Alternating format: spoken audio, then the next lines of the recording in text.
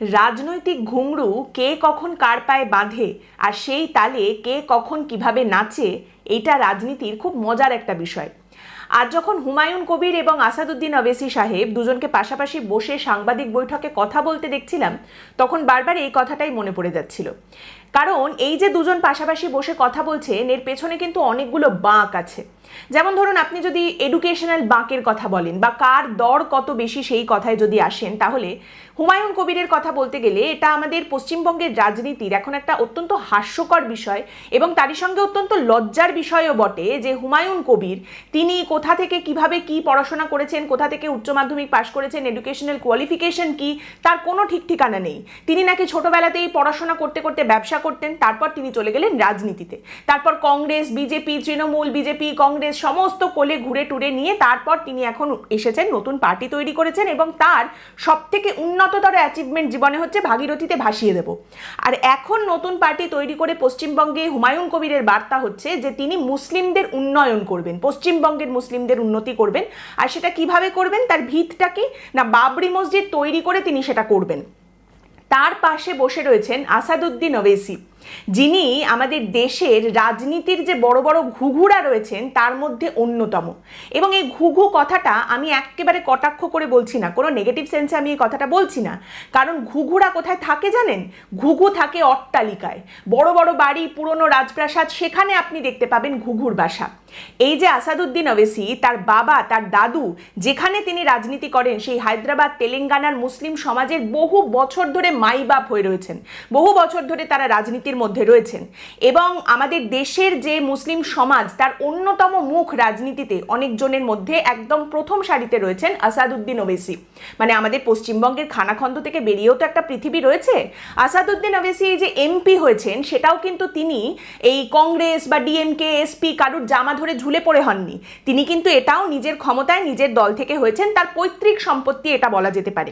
তো এই দুজনকে যখন দেখছিলাম তারা পাশাপাশি বসেছেন, আসাদুদ্দিন ওয়েসি এবং হুমায়ুন কবির, তাদের দেখে মনে হচ্ছিল এই দুজনের সম্পর্কটা, এই দুজনের গল্পটা অনেকটা সেই কুমির আর গাধার গল্পর মতো হতে চলেছে। কুমির আর গাধার একটা বিরাট বড় গল্প আছে। সেই গল্পটা কি জানেন? একটা গাধা ছিল, তাকে তার মালিক একটা ছোট মাঠ দিয়েছিল, সেই মাঠের মধ্যে সেই গাধা চড়ে বেড়াবে, ঘাস খাবে। গাধাও তাই করছিল। কিন্তু সেটা করতে করতে একদিন সেই গাধাটা মাঠ পেরিয়ে একটু দূরে চলে যায় এবং সেটা জানতে পেরে গাধার মালিক গাধাকে বেধড়ক মারধর করে। এবার গাধা সেই মাঠটার খেয়ে প্রচণ্ড দুঃখী যে মালিক এরকমভাবে মারলো। এতদিন তো সে নিজেই মনে করছিল সেই ওই ছোট মাঠটার মালিক, কিন্তু তারপর সে বেরিয়ে গেছে, একটু চিৎকার করেছে, সেই কারণে তাকে মালিক এত মারলো। তাহলে এবার এই ছোট মাঠে গাধা আর থাকবেই না। কি করবে তাহলে সে? না, গাধা ঠিক করলো যে এই মাঠের পাশে একটা নদী আছে, সেই নদীটা পার করলে একটা বড় মাঠ আছে, আমি সেই মাঠটায় গিয়ে থাকবো, সেই মাঠটা আমার মাঠ হবে, ওই মাঠে আমি ঘাস খাবো। ঠিক আছে, যেমন ভাবা তেমন কাজ। গাধা এবারে নদীর কাছাকাছি গেছে, গিয়ে চিন্তা করছে যে নদীটা আমি পার হব কি করে, যেতে তো হবে বড় মাঠে, কিন্তু নদী পেরোবো কি করে। এবার ওই নদীতে থাকতো একটা কুমির। কুমিরটাও তখন গাধাকে দেখছে, গাধাটাও কুমিরকে দেখছে। এবার কুমির তখন গাধাকে জিজ্ঞেস করলো যে কিরে ভাই, তুই এখানে কি করছিস?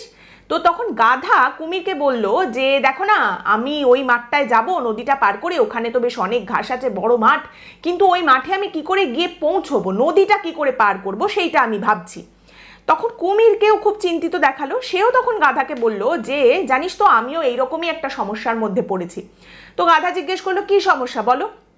কুমির তখন বলছে তুই যে মাঠটায় যাবি বলছিস, ওই মাঠটা পেরিয়ে আবার একটা নদী আছে, সেই নদীতে আমার জ্ঞাতি গোষ্ঠী অনেকে থাকে, তাদের সঙ্গে আমি দেখা করতে যাব, কিন্তু আমিও তো ভাবছি বসে বসে যে আমি ওই মাঠটা কি করে পার করব। গাধা তো তখন প্রচন্ড আনন্দিত। গাধা বলছে এই তো ব্যাস, সমাধান হয়ে গেল তো, এই তো, তুমি এক কাজ করো, আমি তোমার পিঠে চড়ছি, তুমি আমাকে নদীটা পার করে দাও। নদী পার করে যেই আমি আমার মাঠে পৌঁছে যাব, সঙ্গে সঙ্গে তুমি আমার পিঠে চড়ে বসবে এবং তারপর আমি তোমাকে মাঠ পার করে তোমার ওই জ্ঞাতি গোষ্ঠীদের নদীতে নিয়ে যাব। বেশ ভালো, সুন্দর ডিল হয়ে গেছে। এইবারে কুমিরের পিঠের ওপরে চেপে বসলো গাধা, গাধাকে নদী পার করিয়ে নিয়ে চলে গেল কুমির। এবার নদী পার করে সেই বড় মাঠ দেখে আনন্দে আত্মহারা সেই গাধা, যে এই তো আমি সেই মাঠে এসে গেছি। সে কুমিরকে বলল ঠিক আছে চলো, এবার আমি তোমাকে তোমার নদীতে পৌঁছে দেবো, তোমার জ্ঞাতি গোষ্ঠীদের কাছে, মাঠ হবে আমার, আর তোমার জ্ঞাতি গোষ্ঠীদের ওই নদী থাকবে। তো কুমির তারপরে গাধার পিঠে চেপে বসলো ওই নদীতে যাবে বলে। তো গাধা কি করলো, কুমিরকে পিঠে করে নিয়ে যাচ্ছে তার সেই জ্ঞাতি গোষ্ঠীর সঙ্গে দেখা করাতে সেই নদীতে। এবার যখন রাত প্রায় শেষের দিকে তখন তারা গিয়ে পৌঁছালো সেই নদীর ধারে, এবং সেখানে পৌঁছতে পৌঁছতে তখন গাধা একটু দূর থেকে দেখতে পাচ্ছে যে ওই নদীটার পাড়ে প্রায় 10-12টা কুমির বসে রয়েছে। এবং সেটা দেখে তখন গাধা সেই তার পিঠে যে কুমির ছিল তাকে বললো, ওই দেখো তোমার সব জ্ঞাতি গোষ্ঠী সব লোকজন বসে আছে, এসে গেছি দেখো, তাহলে তুমি এবার চলে যাও। কুমির তখন গাধাকে বললো যে আরে হ্যাঁ এসে তো গেছি, চল না আর একটু কাছে চল, ওই আমার যারা লোক রয়েছে আত্মীয় স্বজন ওদের কাছে একটু চল, দেখ না তোকে দেখতে পেলে কত খাতির করবে, তুই আমাকে পিঠে চড়িয়ে নিয়ে এসেছিস বলে কথা। গাধাও মনের আনন্দে হেঁটে চলে গেল সেইখানে। এইবার সেই কুমিরগুলোর একটু কাছাকাছি আসতেই গাধা পিঠ থেকে তার কুমিরটাকে নামানোর সঙ্গে সঙ্গে কুমিরটা তখন গাধার পাটা চেপে ধরলো এবং তাকে ধরে একেবারে ছুঁড়ে ফেলে দিল সেই বাকি কুমিরগুলোর সামনে। এবং তারপর কুমির অন্য কুমিরগুলোকে বলল যে এই দেখো কতদিন পরে তোমাদের সঙ্গে দেখা করতে এসেছি তো বটেই, এবারে কিন্তু আর খালি হাতে আসিনি, তোমাদের জন্য আজকে দাওয়াতও নিয়ে এসেছি এই গাধাকে। এই হচ্ছে গাধা আর কুমিরের গল্প। দেখুন, আসাদুদ্দিন ওয়েসি নতুন মক্কেল নন পশ্চিমবঙ্গের নিরিখে। আসাদুদ্দিন ওয়েসি এবং তার দল এআইএমআইএম হায়দ্রাবাদ, তেলেঙ্গানা এই জায়গাগুলো থেকে বেরিয়ে অন্যান্য জায়গায় অন্যান্য রাজ্যে ঢোকার জন্য অনেক দিন ধরে ছটফট করেছে, চেষ্টা করেছে। বেশ কিছু জায়গায় তারা সাফল্যও পেয়েছে, যেমন মহারাষ্ট্রে এআইএমআইএম সাফল্য পেয়েছে, কিন্তু সবথেকে বেশি সাফল্য যদি পেয়ে থাকে এআইএমআইএম সাম্প্রতিককালে সেটা তারা পেয়েছে বিহারে। বিহারের এবারের নির্বাচনে যেখানে বিজেপি সবাইকে ধুয়ে মুছে সাফ করে দিয়েছে, সেখানে কিন্তু এআইএমআইএম নিজেদের আসন, ভোট ব্যাংক এগুলো ধরে রাখতে সক্ষম হয়েছে। এই এআইএমআইএম অনেক দিন ধরে যে জায়গাটায় একেবারেই ঢুকতে পারছিল না সেটা হচ্ছে এই পশ্চিমবঙ্গ। আসাদুদ্দিন ওয়েসি শেষ 5-7 বছরে বেশ অনেকবার চেষ্টা করেছেন পশ্চিমবঙ্গে ঢোকার জন্য এবং অনেকের হাত ধরে সেটা ঢোকার চেষ্টা করেছেন। কখনো তিনি তৃণমূল কংগ্রেসের সঙ্গে ঢোকার চেষ্টা করেছেন, কখনো তিনি আইএসএফ এর সাথে ঢোকার চেষ্টা করেছেন। 2019-এ একবার চেষ্টা করেছেন, পারেননি। 2021-এ একবার চেষ্টা করেছেন, পারেননি। সবাইকেই তিনি কিন্তু সেই মুসলিম ভোট ব্যাংকের অঙ্ক বলেই ঢোকার চেষ্টা করেছেন। তৃণমূলকে বলেছেন যে দিদি দেখুন আপনারও তো মুসলিম ভোট ব্যাংক লাগে, আমিও তো মুসলিম ভোট ব্যাংক নিয়েই কাজ করি, তাহলে আমরা হাত মিলিয়ে নিই। অথবা আইএসএফ এর নওশাদ সিদ্দিকী, আব্বাস সিদ্দিকী, তোমরাও তো ভাই এই মুসলিম ভোট নিয়ে কাজ করবে, আমিও মুসলিমদেরই উন্নয়ন চাই, মুসলিমদের নিয়ে কাজ করবো, আমরা হাত মিলিয়ে নিই। কিন্তু এই বিষয়টায় তিনি কখনোই সফল হননি। তার কারণ তৃণমূল হোক বা আইএসএফ একেবারে কট্টর মুসলিম সেই লাইনটা কখনোই বলতে রাজি হয়নি, যে কারণে আসাদুদ্দিন ওয়েসি কিন্তু এতদিন ধরে চেষ্টা করেও পশ্চিমবঙ্গে ঢুকতে পারেননি। তো আসাদুদ্দিন ওয়েসি অনেক দিন ধরেই পশ্চিমবঙ্গে একটা হাত খুঁজে বেড়াচ্ছিলেন, যে হাতটা ধরে তিনি ঢুকতে পারবেন। তার কারণ পশ্চিমবঙ্গে শেষ কয়েক বছরে শুধুমাত্র মুসলিম অধ্যুষিত এলাকা নয়, কলকাতার বুকে, কলকাতা শহরের শিয়ালদা, রাজাবাজার এই অঞ্চলে কিন্তু এআইএমআইএম নিজেদের উপস্থিতি, রাজনৈতিক উপস্থিতি অল্প অল্প করে বেশ খানিকটা তৈরি করতে পেরেছে। কিন্তু এসব জায়গাগুলোতে এআইএমআইএম এর এতদিন ধরে একটা সমস্যা হচ্ছে, যেটার কথা আসাদুদ্দিন ওয়েসি আজও বলছিলেন, আর সেটা হচ্ছে লোকালি যখনই দেখা যাচ্ছে কলকাতার বুকে, পশ্চিমবঙ্গে কোথাও এআইএমআইএম এর কোনো নেতা তিনি একটু বেড়ে উঠছেন, একটু মাথা চাড়া দিয়ে উঠছেন, তাকে নিয়ে একটু চর্চা হচ্ছে, সঙ্গে সঙ্গে তৃণমূল কংগ্রেস তাকে গিলে নিচ্ছে। এভাবে চললে তো হবে না। সেই কারণেই আসাদুদ্দিন ওয়েসি এবং এআইএমআইএম একটা হাত খুঁজছিল, যার হাতটা ধরে এই পশ্চিমবঙ্গের ভেতরে তারা প্রবেশ করতে পারে। এবং সেখানেই হুমায়ুন কবির এবারে সেই গাধা হতে রাজি, যিনি একদম খাল কেটে সেই কুমিরকে ঢুকিয়ে নিয়ে আসছেন। এবং এইটার কিন্তু দুটো প্যারালাল রয়েছে। প্রথম প্যারালাল হচ্ছে, আজকে মমতা বন্দ্যোপাধ্যায় যখন বিজেপিকে নিয়ে বিষোদ্গার করেন, তখন পশ্চিমবঙ্গের বাম এবং কংগ্রেসের তরফ থেকে একটা কথা বারবার বলা হয় যে বিজেপিকে পশ্চিমবঙ্গের মাটিতে ঢুকতে দিলটাকে, পশ্চিমবঙ্গে বিজেপিকে টেনে এনেছেটাকে, সেটা তো মমতা বন্দ্যোপাধ্যায় করেছেন। তাহলে আজকে সেই বিজেপি কি ছিল? একটা সময় তো টিম করে জ্বলতো তারা, সেই 2 থেকে 7-এ উঠে এখন তারা মমতা বন্দ্যোপাধ্যায়ের চেয়ার ধরে যে নাড়াচ্ছেন, এর জন্য মমতা বন্দ্যোপাধ্যায় নিজেই দায়ী, তাকে নিজেকেই এবার বুঝতে হবে। সেই রকমই হুমায়ুন কবিরও যদি নিজের ওই ক্ষতিটা করার জন্য কাউকে নিয়ে চলে আসেন, তার চেয়ার ধরে নাড়াবে এরকম লোকজনকে যদি তিনি নিয়ে আসেন, পরে সেই দায়টা হুমায়ুন কবিরের নিজের উপরেই বর্তাবে। কেন এটা বলছি? এখানেই আসছে দ্বিতীয় প্যারালালটা। যে কোনো রাজনৈতিক দলকে বড় হতে গেলে অন্য কাউকে খেতে হয়। যেমন একটা সময় তৃণমূল কংগ্রেস যখন বেড়েছে, বাম কংগ্রেস তাদেরকে খেয়ে খেয়ে তৃণমূল কংগ্রেস বেড়েছে, বিশেষ করে কংগ্রেসকে এবং তার সঙ্গে কিছু বাম, সেখান থেকে তৃণমূল কংগ্রেস আস্তে আস্তে বেড়ে উঠেছে। আবার বিজেপি যখন পশ্চিমবঙ্গে বাড়তে শুরু করেছে, করেছে বাম, কংগ্রেস, তৃণমূল কংগ্রেস সবারটা খেয়ে তবে কিন্তু বিজেপি বাড়তে বাড়তে আজ এই জায়গায় পৌঁছেছে। সেরকমই এবার হুমায়ুন কবিরকে যখন খাওয়ার জায়গা আসবে, এক হচ্ছে হুমায়ুন কবির এবারের নির্বাচনে অনেক কিছু বলতেই পারেন, তবে সাংঘাতিক ভালো তিনি ফলাফল করবেন এমন কোনো সম্ভাবনা কিন্তু দেখতে পাওয়া যাচ্ছে না। তিনি খুব বেশি হলে কটা, একটা বা দুটো আসন জিততে পারেন, কিন্তু হুমায়ুন কবির যেটা এবারে পাবেন নির্বাচনে সেটা হচ্ছে একটা নির্দিষ্ট পরিমাণ ভোট শেয়ার তার দিকে যাবে, একটা নির্দিষ্ট পরিমাণ কর্মী সারা পশ্চিমবঙ্গ জুড়ে হুমায়ুন কবির তৈরি করছেন সেটা থাকবে। তাহলে সেইটাকে গিলবে কে, সেইটাকে খাবে কে? হয় তৃণমূল, নয় এআইএমআইএম, এই দুজনের মধ্যে যে কোনো একজন। এবার বিজেপি যদি ক্ষমতায় চলে আসে, তৃণমূল কংগ্রেস যদি ক্ষমতায় না থাকে, তাহলে এই খাওয়ার ক্ষমতাটা তৃণমূলেরও থাকবে না, তখন সেটা চলে যাবে এআইএমআইএম এর হাতে। দেখুন, এআইএমআইএম যে কথাটা বলছে যে এখন এআইএমআইএম মাথাচাড়া দিলেই তৃণমূল কংগ্রেস এআইএমআইএমকে খেয়ে নিচ্ছে, তাহলে সেই সময় এআইএমআইএমকেও খেতে হবে, কাউকে একটা খেয়ে তবে তাদের বড় হতে হবে, এবং সেইটা হবে হুমায়ুন কবিরের এই দল, হুমায়ুন কবিরের ভোট শেয়ার এবং হুমায়ুন কবিরের তৈরি করা কর্মী।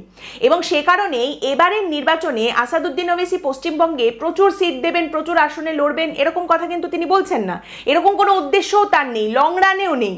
কিন্তু যে জিনিসটা তিনি এবার করছেন সেটা হচ্ছে হুমায়ুন কবিরের হাত ধরে পশ্চিমবঙ্গে 20টা বড় বড় সভা তিনি করবেন। এর মাধ্যমে পশ্চিমবঙ্গের মুসলিম সমাজের সামনে কিন্তু আসাদুদ্দিন ওবেসির মুখটা আরো বেশি করে তুলে ধরা যাবে, যে জিনিসটা এর আগে এআইএমআইএম ছোট ছোট পরিসরে পশ্চিমবঙ্গে করার সুযোগ পেয়েছিল, সেটাই এবারে 20টা সভার মাধ্যমে অনেক বড় পরিসরে তারা করতে পারবে। আসাদুদ্দিন ওবেসির ভিজিবিলিটি পশ্চিমবঙ্গের মুসলিম সমাজের সামনে কিন্তু অনেকটা বেড়ে যাবে। এবং ইন দ্য লং রান যদি বিজেপি ক্ষমতায় আসে এবং তৃণমূল ক্ষমতায় না থাকে, পশ্চিমবঙ্গের মুসলিম সমাজের তখন যদি মনে হয় যে মুসলিমদের জন্য মুসলিমদেরকেই বেছে নিতে হবে, সাচ্চা মুসলিমকে আমরা বেছে নেব, মানে মুসলিমদের মধ্যেও তো একটা স্ট্যান্ডার্ড আছে, তারা হুমায়ুন কবিরকে বা ক্ষমতায় না থাকা তৃণমূল কংগ্রেসকে বাঁচতে যাবে না, তখন তারা সাচ্চা মুসলিম হিসেবে কাকে বেছে নেবেন, সেই জায়গাটা, সেইখানে নিজের মুখটাকে কিন্তু এখন থেকে তৈরি করার চেষ্টা করছেন আসাদুদ্দিন ওবেসি। যেরকম বিজেপি বলে আমরা সাচ্চা হিন্দুদের পার্টি, সেই রকম যদি সাচ্চা মুসলিমদের পার্টি কাউকে খুঁজতে হয়, সেখানে যাতে এআইএমআইএম একেবারে হাতের সামনে অপশন হিসেবে উপস্থিত থাকে, সেই জায়গাটা আসাদুদ্দিন ওবেসি এখন থেকে তৈরি করছেন, যেটা অনেক দিন ধরে তিনি অল্প অল্প করে ঢোকার চেষ্টা করছিলেন, এইবার তিনি জায়গাটা পেয়ে গেছেন এবং এখন থেকে কিন্তু সেই জায়গাটা তিনি তৈরি করছেন। সম্প্রতি মমতা বন্দ্যোপাধ্যায় অত্যন্ত জঘন্য, অত্যন্ত কুরুচিকর একটি মন্তব্য করেছেন যে আমি দাঁড়িয়ে আছি তাই, না হলে একটা কমিউনিটিকে দিয়ে একেবারে সবাই নাকি ধ্বংস হয়ে যাবেন, তাদেরকে শেষ করে দেওয়া হবে, 12টা 13টা বাজিয়ে দেওয়া হবে, এ সমস্ত কথা তিনি বলেছেন। বেসিক্যালি হিন্দুদের উনি ভয় দেখিয়েছেন যে আমাকেই ভোটটা দিতে হবে, আমি কিন্তু বাঁচিয়ে রাখছি। এই যে মন্তব্য মমতা বন্দ্যোপাধ্যায় করেছেন, এটা একদম লিটারেলি দাঙ্গার উস্কানি বলা যেতে পারে এটাকে, বা মুসলিম সমাজকে তিনি ওয়েপনাইজ করার চেষ্টা করছেন, সেই বার্তাই তিনি সামনে রেখেছেন।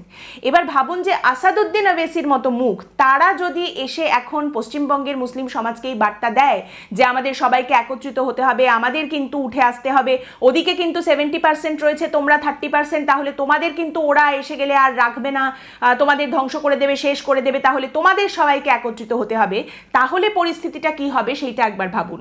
এবং এই মুহূর্তে পশ্চিমবঙ্গের বুকে এআইএমআইএম এর একটা স্লোগান খুব ঘুরছে, যেখানে বলা হচ্ছে মজবুর নেহি মজবুত বনো। মুসলিম সমাজে মুসলিম যারা রয়েছেন তাদের একত্রিত হতে হবে, তাদের শক্তিশালী হতে হবে এবং সেইভাবে তাদের রাজনৈতিক সংগঠনকে শক্তিশালী করে সেই রিপ্রেজেন্টেশনকে সামনে আনতে হবে, সেই কথা এআইএমআইএম এর তরফ থেকে অলরেডি বলা হচ্ছে। এবং আজকের যে সাংবাদিক বৈঠক হয়েছে সেখানেও কিন্তু এইরকম একটা কথা আসাদুদ্দিন ওবেসি বলেছেন, যখন তাকে প্রশ্ন করা হয়েছে তৃণমূল কংগ্রেসেও তো মুসলিম লিডাররা রয়েছেন, ফিরহাদ হাকিম রয়েছেন, সিদ্দিকুল্লাহ চৌধুরী রয়েছেন, তাহলে আলাদাটা কি? এইখানে এআইএমআইএম এর আসাদুদ্দিন ওবেসি কিন্তু আজ এই কথাটা বলেছেন, বেনাম কি নেহি নাম কি লিডারশিপ হোগি, অর্থাৎ কি না মুসলিম নাম নিয়ে মুসলিম পরিচয়কে সামনে রেখেই নেতৃত্ব তৈরি করা হবে এবং সেই ধরনের রিপ্রেজেন্টেশনকে সামনে রেখেই মুসলিমদের রাজনীতিকে শক্তিশালী করা হবে। হুমায়ুন কবির যে কথাটা এবারের নির্বাচনে দাঁড়াবেন বলে বারবার বলে যাচ্ছেন, সেটা হচ্ছে এবারে পশ্চিমবঙ্গের ফলাফল বেরোনোর পরে দেখা যাবে পশ্চিমবঙ্গের যে সরকার, সেখানে একজন উপমুখ্যমন্ত্রী হয়েছেন যিনি মুসলিম উপমুখ্যমন্ত্রী এবার দেখতে পাওয়া যাবে পশ্চিমবঙ্গে। সেখানে আসাদুদ্দিন ওবেসি কিন্তু বলছেন যে এসবের তো কোনো দরকারই নেই, ওসবের কথাই নেই, পশ্চিমবঙ্গে একদিন একজন মুসলিম মুখ্যমন্ত্রী হবেন, সেই দিকে আমরা এগোচ্ছি, সেই জায়গা আমরা তৈরি করছি। অতএব আজ থেকে 10-15 বছর পরে বা আগামী দিনে যখন ইতিহাস লেখা হবে, সেখানে হুমায়ুন কবিরকে প্রচুর জায়গা দেওয়া হবে, হুমায়ুন কবিরকে ইতিহাস প্রচুর মনে রাখবে, এমনটা আমার একেবারেই মনে হয় না। তবে আজ থেকে কয়েক বছর পরে যদি দেখা যায় যে এআইএমআইএম পশ্চিমবঙ্গে মোটামুটি একটা মাঝারি মাপের দল তৈরি করতে পেরেছে, সেই শক্তি তারা অর্জন করতে পেরেছে, 10-12টা আসন মোটামুটি নিয়ে তারা পশ্চিমবঙ্গে বসে রয়েছে, তাহলে কিন্তু একটা ফুটনোট অবশ্যই থাকবে যে হুমায়ুন কবির বলে একটি বস্তু পশ্চিমবঙ্গে ছিল, যারা কিনা এই আসাদুদ্দিন ওয়েসি এবং এআইএমআইএম কে পশ্চিমবঙ্গে নিয়ে এসেছিল। আজকের পর্ব এখানেই শেষ করছি। আপনাদের মত